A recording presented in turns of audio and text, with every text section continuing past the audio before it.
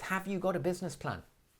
Or are you like those business owners that they do their business plan, they're very proud of it. Yes, I've got a business plan. And it goes in the top drawer. And 11 and a half months later, you get your business plan out and you wonder why you didn't hit it. Look, for me, business plan or numbers. I talk about emotion driving you. And that's what I look for, the goals. That's what drives business owners, emotion. But you need that strong goal on a bad day. On a day when things aren't going well for you. You have to remember why you're doing it. And making money isn't enough.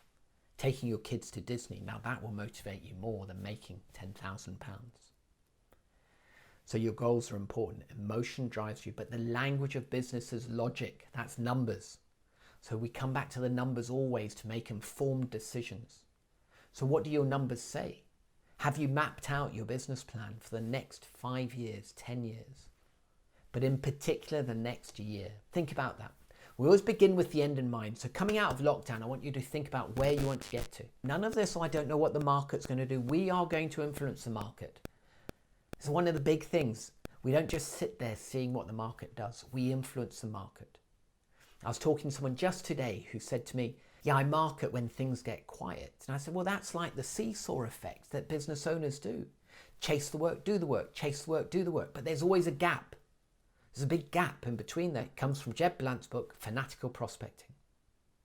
60 to 90 days to fill a pipeline. And I see it time and time again. It happened in my own business. It happens in so many multiple businesses that I see. So let's say you're quiet in March. It's what you haven't done in December. So we've got to be marketing all the time. But let's come back to those numbers, that business plan. Where do you want to get to? Let's think about that, numbers like that. So we know where this business owner wants to be in 5 years' time. We then say where he needs to be in 2.5 years' time, where they need to be in 1 year's time. And then we break that down. This is the key bit, right? We break it down to the next 90 days. In the next 90 days, what do you have to do in order to achieve your annual goal? And we break that down week by week. We have 4 goals for the next 90 days. What's your must-achieve business goal? Notice the language there, must-achieve business goal. It is not optional.